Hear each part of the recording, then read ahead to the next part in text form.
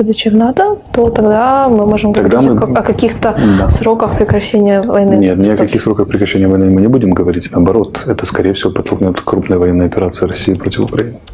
Потому что они должны нас будут просадить в инфраструктурном отношении и превратить здесь все в разваленную территорию для того, чтобы нас неохотно брали. То есть Россия сможет пойти на прямую конфронтацию с НАТО? Конечно, Россия, не НАТО. Мы не они должны это сделать до того, как мы вступим в НАТО, чтобы мы не были интересны НАТО. Перестали быть интересны, как разваленная территория. С вероятностью 99,9% наша цена за вступление в НАТО – это большая война с Россией.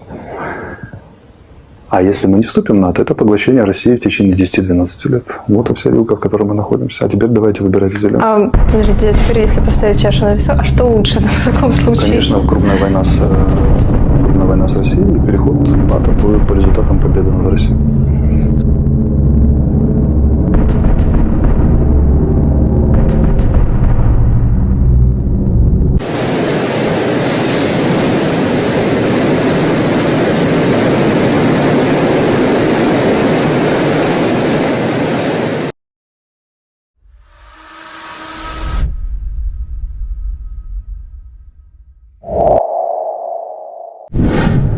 Is there a dual purpose behind Russia's defense strategy in southern Ukraine? In other words, is it not only to thwart the Ukrainian counteroffensive, but also to make Ukraine uninhabitable and therefore unappealing for any NATO enlargement? And thirdly, is there military significance to wearing Ukraine down in the south, both in terms of manpower and resources, and launching a limited offensive in the Luhansk sector to Kupyansk to divert any gains the Ukrainians make? This is a war of attrition, not just for Ukraine, but also for NATO itself, until NATO decides that Ukraine is no longer worth the effort.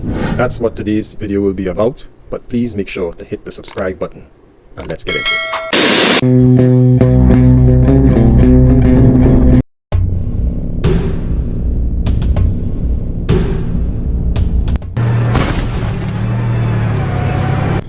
Ukraine is now the most heavily mined country on earth, and its army is suffering from a critical shortage of men and equipment able to clear the front lines. The country's defense minister has said her soldiers spoke of heavy casualties in the engineering brigade. In an urgent appeal to allies, Oleksiy Reznikov told The Guardian his soldiers were unearthing 5 mines for every square meter in places laid by Russian troops to try to thwart Ukraine's counteroffensive. He said that the vast minefields could be traversed, but that it was critically important that allies expand and expedite the training already being provided by some nations, including Britain.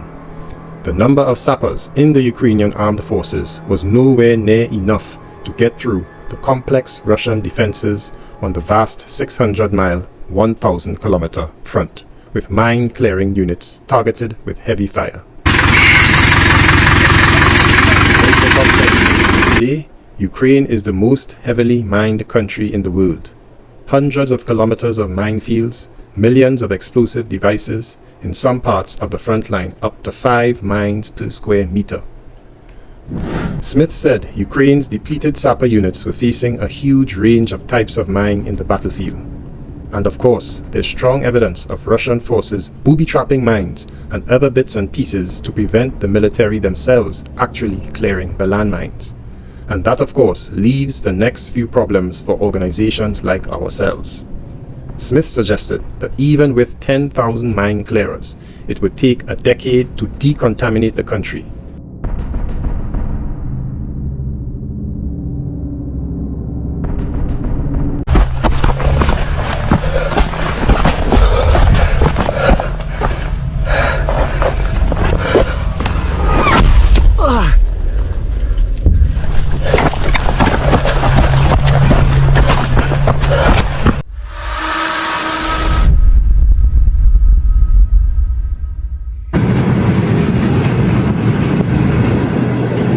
With the world's attention on Ukraine's counteroffensive in the south, Russia has quietly launched a new offensive in the eastern Luhansk region, which analysts say is aimed at undermining Ukrainian operation.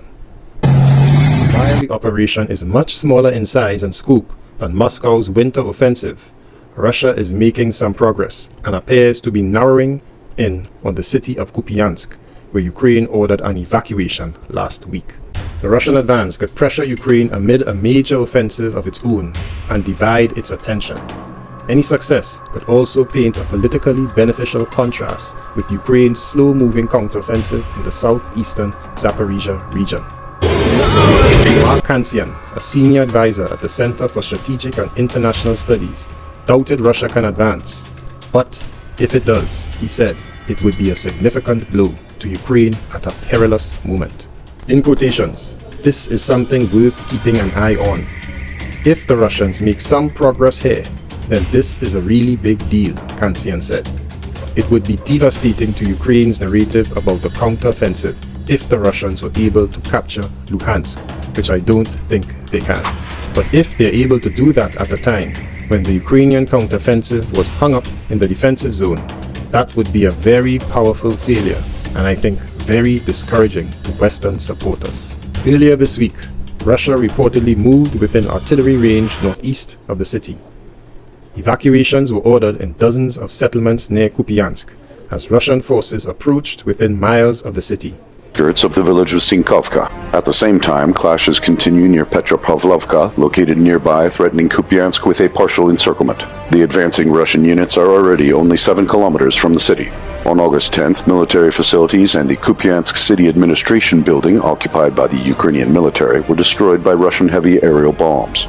In their turn, the Ukrainian military has launched the evacuation of civilians from 37 settlements in the area and are reportedly partially retreating to the western bank of the Askol River to strengthen new defenses there. However, a Russian assault on Kupyansk is unlikely to take place in the near future. The main goal of the Russian offensive operation is likely to distract Ukrainian forces from their counteroffensive on the Zaporizhia and Bakhmut front lines. Advancing slowly but steadily, the Russian military destroys more Ukrainian reserves sent to the northern front.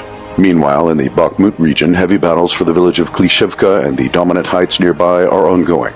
Russia is also moving in from Kreminna in Luhansk toward the city of Liman in the Donetsk region. Liman, south of Kupyansk, is another major target in Moscow's efforts to stabilize its power in the east. Igor Zdanov, an international correspondent for state-run news agency RT, said Russian fighters managed to penetrate the enemy defenses in a battle inside a forest, a natural preserve near Liman. In quotations, a really serious defensive line has fallen, which for many months fettered our actions on this sector of the front. Это где мы только что были. Це українці стріляють. Ні, Росіяни. да. Брат, это где мы только что были. Quotations. The goal is kind of an attempt to threaten the Ukrainians enough with a breakthrough to make the Ukrainians draw forces away from the south. But all the action strategically is in the south. This is what the Russians care about. They care about protecting Crimea. They care about protecting the land routes. They care about the access to the Black Sea. But Putin is also hoping to buy time, hoping that Western support for Ukraine cracks. And taking Luhansk would undoubtedly send a powerful message that his army is triumphing while Ukraine visibly struggles in the south.